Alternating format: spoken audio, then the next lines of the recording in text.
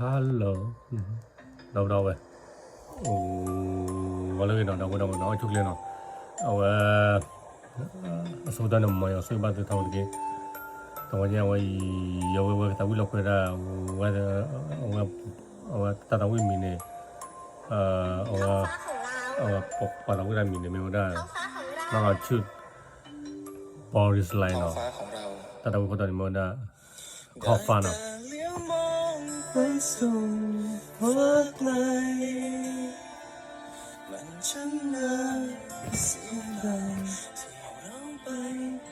ไม่ถึงขอบฟ้า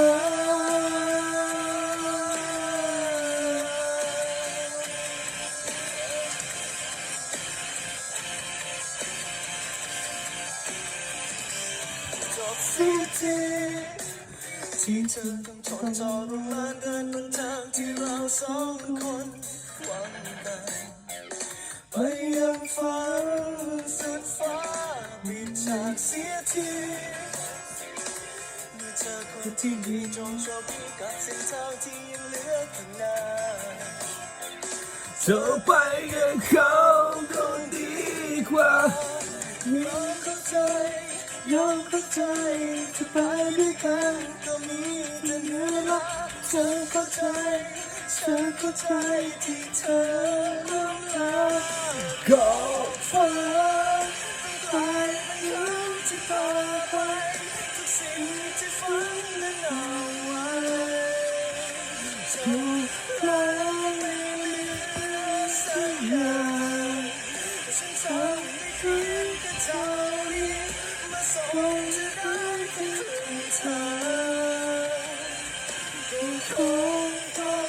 ยอมรับมั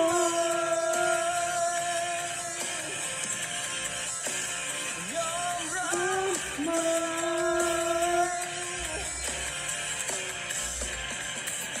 ที่เจอเท่าไรฉันก็จะทนเมื่อเธอจะไปฉันห้ามไม่ได้ต้องปล่อยเธอไปทั้งน้ำตาและเธอตั้งใจที่เจอเท่าไรฉันก็จะยอมให้เธอในวันที่ดีข้างหน้าให้เธอเดินต่อกับความสุขที่ตรงขอบฟ้าฉัน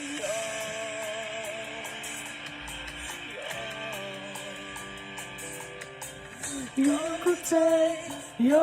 จจะไปด้วยกันก็มีแต่เหนื่อยล้าฉันเข้าใจที่เธอร่ำลาขอบฟ้า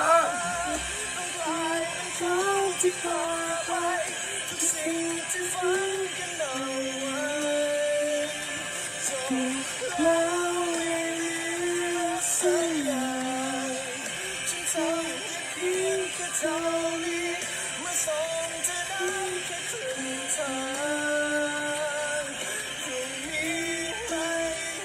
มีแล้วเธอกลายเป็นเขาที่พาไปทุกสิ่งที่ฝันกันเอาไว้จบแล้วยังเหลือสักอย่างฉันทำได้เพียงแค่เท่านี้มาส่งเธอได้แค่ครึ่งทางก็คงต้องยอมรับมั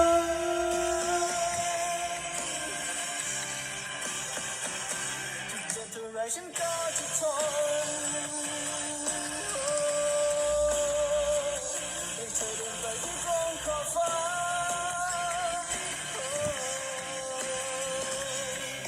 ให้เธอไป